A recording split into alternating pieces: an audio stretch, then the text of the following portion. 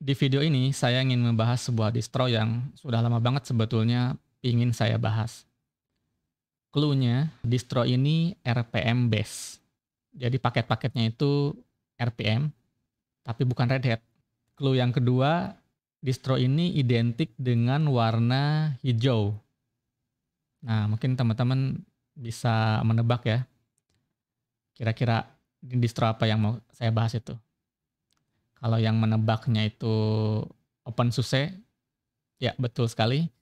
Jadi tepatnya yang ingin saya bahas itu adalah distro OpenSUSE versi lib 15.3. Ngomong-ngomong soal warna hijau, mengapa saya ingin ngebahas distro ini ya? Karena warna hijau itu warna favorit seseorang ya. Jadi begitu saya teringat warna hijau, jadi saya teringat sama dia gitu. Oke, kita lanjut ke yang serius ya. Yang akan kita bahas itu adalah OpenSUSE versi lib 15.3. Jadi kalau teman-teman yang sudah lama tidak mengikuti perkembangan OpenSUSE, OpenSUSE itu memiliki dua versi, yaitu versi yang Tumbleweed sama versi lib. Jadi kalau yang versi Tumbleweed ini, itu adalah rilisnya rolling release. Jadi tiap saat bisa diupdate. Sedangkan yang versi lib ini dirilis secara berkala. Paket yang ada di OpenSUSE lib ini kompatibel dengan paket yang ada di SUSE Linux Enterprise. Bahkan bukan cuma itu aja. Kita bisa melakukan upgrade dari OpenSUSE lib ke SUSE Linux Enterprise. Jadi ini kayak semacam free trial mungkin ya. Tapi bukan itu ya, bukan free trial ya, karena ini memang kita bisa install tanpa ada butuh lisensi apa-apa. Tapi ya itu, kalau kita pingin support yang lebih panjang, karena SUSE Linux Enterprise itu support minimumnya aja 10 tahun. Jadi yang SUSE Linux Enterprise 15 itu 10 tahun. Dan extendednya bisa sampai 13 tahun. Wah, lumayan lama kan? Jadi itu sangat cocok buat perusahaan yang ingin sistemnya stabil tanpa perlu memikirkan upgrade tiap tahun atau tiap 5 tahun. Jadi SUSE Linux itu supportnya lebih panjang. Oke, jadi kita langsung bahas aja ya fitur-fitur yang ada di SUSE Linux ini. Pertama saya ingin menunjukkan dulu spek yang saya gunakan.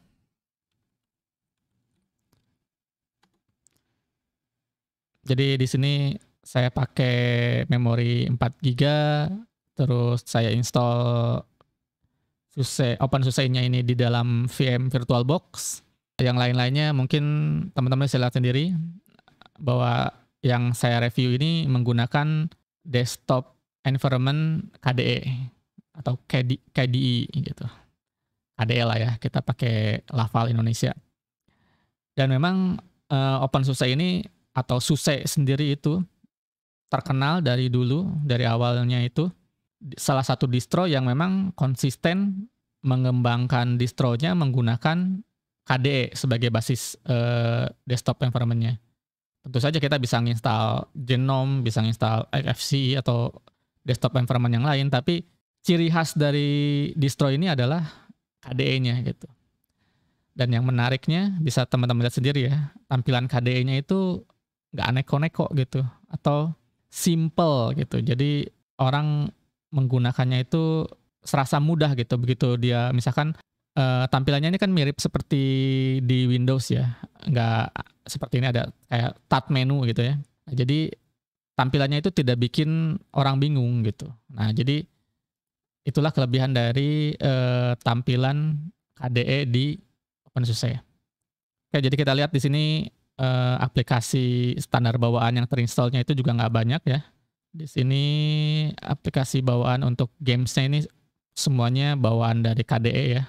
Terus yang grafiknya ya ini cuma viewer semua. Ini Okular itu kalau nggak salah PDF viewer ya. Ini untuk scanner ya. Entah ya, sekarang masih populer nggak sih penggunaan scanner itu. Terus ini ya Firefox dan yang lain-lainnya itu bawaan dari KDE ya. Terus multimedia, di sini ada VLC, Terus Office-nya ada LibreOffice, dan yang lainnya sisanya KDE. Sistem ada yang lain-lain lah ya. Nah, kita coba buka beberapa ya. Di sini tadi ya kita udah buka Firefox. Firefox-nya bukan Firefox terbaru, bukan terbaru banget gitu ya. Tapi ya masih cukup baru lah hitungannya. Ini rilis 2020 mungkin ya kalau nggak salah yang versi 78 ini. Di sini untuk terminalnya dia pakai konsol ya, bawaan KDE ya, konsol. Dan dia pakai ya standar bus gitulah biasa. Sebetulnya ini fontnya udah saya perbesar ya untuk memudahkan teman-teman melihat tampilannya. Terus kita coba buka aplikasi Office ya mungkin ya sebagai contoh aja. Aplikasi Office-nya menggunakan LibreOffice. Kita akan buka LibreOffice Writer. Dan ini tampilan dari LibreOffice Writer-nya. Dia menggunakan LibreOffice versi 7.1.3. Menurut saya ini LibreOffice-nya cukup baru ya. Karena di Ubuntu 20.04 itu yang dirilis tahun 2020 ya, menggunakan LibreOffice versi 6. Dan OpenSUSE 15.3 ini kan sebetulnya berbasiskan SUSE Linux Enterprise ya, yang dirilis kurang lebih tahun 2018, pertengahan tahun 2018, dan aplikasi LibreOffice ini masih up to date, jadi memang masih cukup sering diupdate gitu si OpenSUSE ini. Oke, LibreOffice udah kita lihat. Coba kita lihat apa lagi ya. Mungkin kita coba buka Yas nih.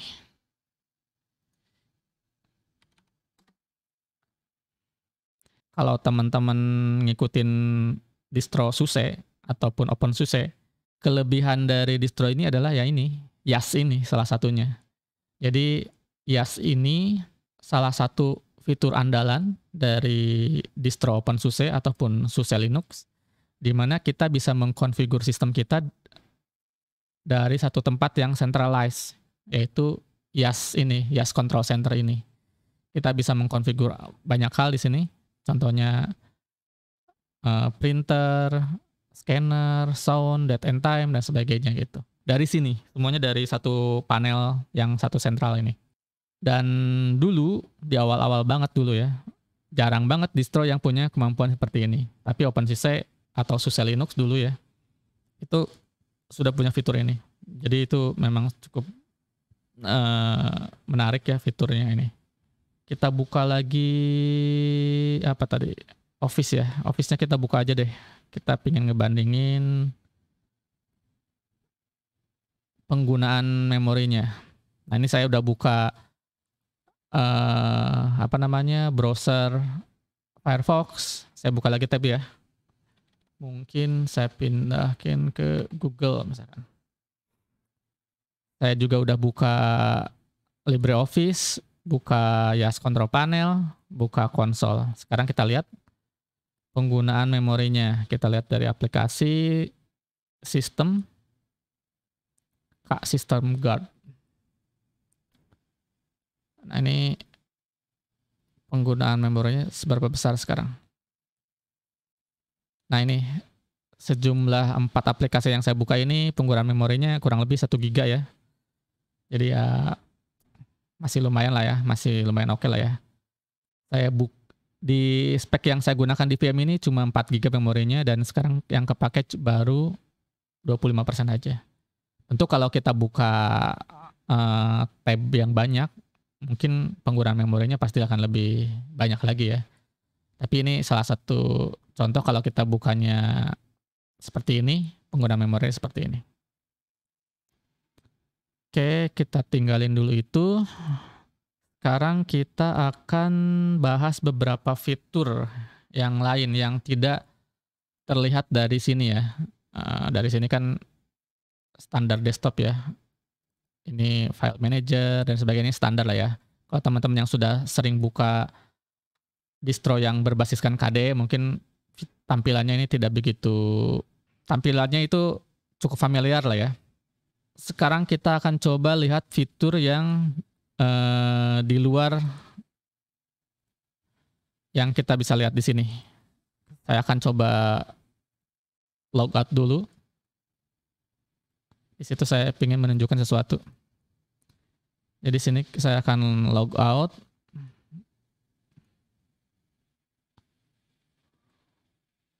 Nah, di sini adalah tampilan login screen dari OpenSUSE 15.3 itu. Ini gambar kucingnya nggak, defaultnya nggak kayak gini ya. Nanti saya tunjukin bagaimana cara mengganti profile picture di OpenSUSE ini. Nah, tapi yang saya ingin tunjukkan di sini adalah pada saat kita login, kita bisa memilih 3 tipe desktop environment dan X server yang mau kita gunakan. Yang pertama default Plasma, yang kedua adalah Plasma dengan full menggunakan Wayland, yang ketiga Plasma dengan Wayland. Ini bedanya apa sih sebetulnya? Jadi kalau Plasma yang ini kayaknya default ya, nggak tahu ini defaultnya apa. Tapi kalau pakai, Plasma yang ini pakai X11. Tapi kalau yang full Wayland ini menggunakan Wayland sebagai X servernya itu. Dan Plasma Wayland itu adalah masih menggunakan Wayland juga, cuma Plasmanya itu running dalam mode compatibility lah, mode compatible gitu. Jadi dia sebetulnya menggunakan X server sebagai kliennya Wayland gitu. Jadi perbedaannya itu. Mungkin kalau saya salah menjelaskan, mungkin teman-teman bisa koreksi ya. Tapi kita akan coba masuk ke salah satu ya, yang Plasma dulu ya, contohnya ya. Ini harusnya X11. Kita akan buka konsol, lalu kita jalankan perintah ini untuk ngeceknya ya, login CTL. Login CTL, show session, min-p, type. Nah ini bisa teman-teman lihat bahwa sekarang pada saat saya memilih Plasma aja, dia menggunakan X11. Sekarang kita logout lagi ya. Lalu sekarang kita akan pilih yang Wayland. Login. Konsol.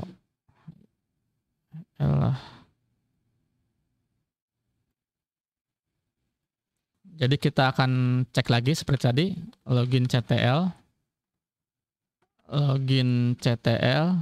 so session,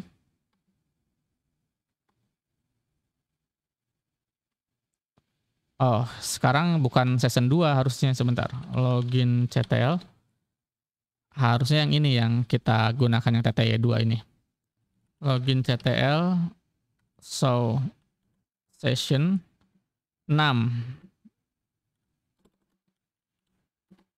Nah, ini kita menggunakan Wayland gitu kan sebagai X servernya. Nah, itu jadi itu ya fitur yang ada di OpenSUSE ini. Di OpenSUSE yang versi 15.3 ini kita bisa milih X servernya pakai Wayland atau pakai X11. Kalau teman-teman menggunakan graphic card-nya itu Nvidia, ya jangan pakai Wayland karena belum support gitu. Jadi ini tergantung hardware yang teman-teman gunakan. Apakah sudah support Wayland atau enggak. Kalau belum support ya jangan digunakan. Dan yang paling gampang dikenalin yaitu kalau pakai Nvidia saat ini ya belum support gitu.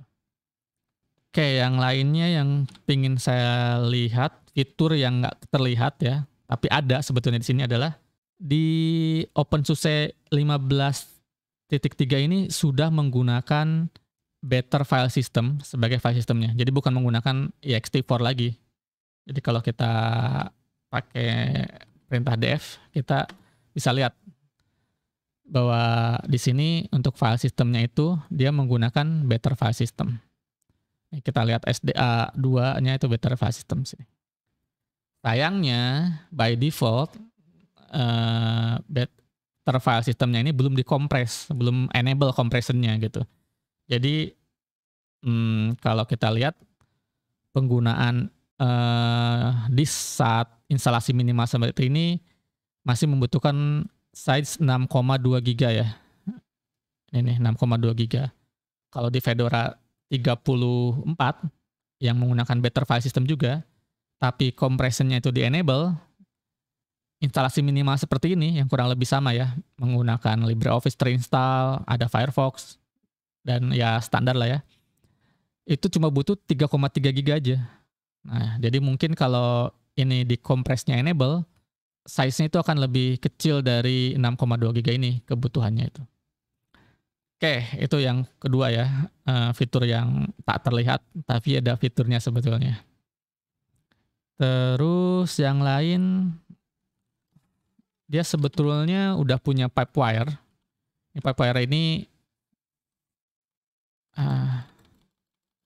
kok ada PKG? Saya kayak ini ya, kayak karena sudah terbiasa di Ubuntu, jadinya ngeceknya pakai PKG. Harusnya pakai RPM ya, RPM minkia script Pipewire. Nah, dia sebetulnya Pipewire, yaitu ini sound server yang cukup baru ya, sebagai calon pengganti Pulse Audio. Ini udah terinstall di OpenSUSE 15.3 ini. Cuma dia by default masih menggunakan Pulse Audio. Jadi kalau kita cek ya, phctl info, grep server name, nah di sini masih terlihat dia masih menggunakan Pulse Audio. Oke, apalagi ya yang ingin saya bahas dari OpenSUSE ini? Saya kira dari tampilan dan lain-lain mungkin udah ya. Tapi kita ingin coba nginstall aplikasi lain, misalkan apakah kita bisa nginstall aplikasi-aplikasi yang populer, misalkan kita cari dulu ya. Kita pingin nginstall misalkan Brave browser OpenSUSE.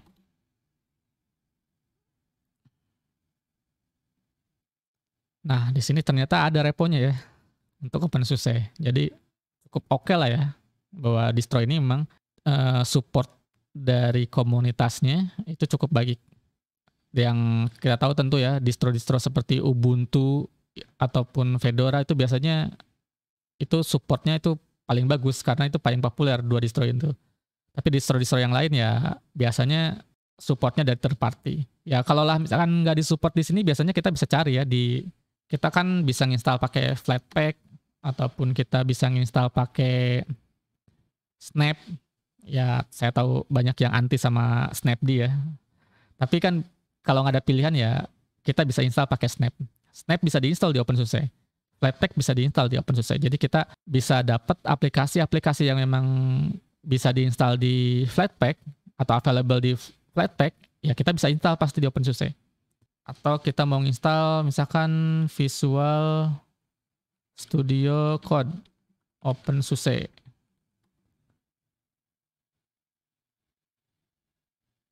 Tuh, ada reponya. Jadi ya, support untuk OpenSUSE itu lebih bagus ya.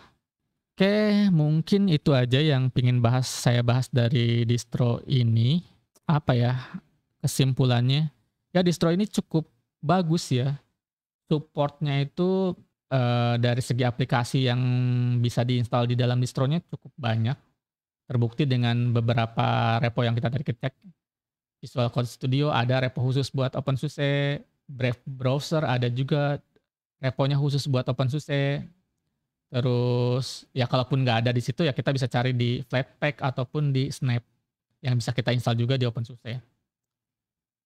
Dan yang menarik, versi yang lib ini yaitu kompatibel dengan SUSE Linux Enterprise, dan kalaupun kita mau upgrade ke versi SUSE Linux Enterprise, kita bisa melakukannya. Terus apa kekurangannya ya? Kekurangannya adalah distro ini mungkin tidak begitu populer ya di kalangan masyarakat Indonesia.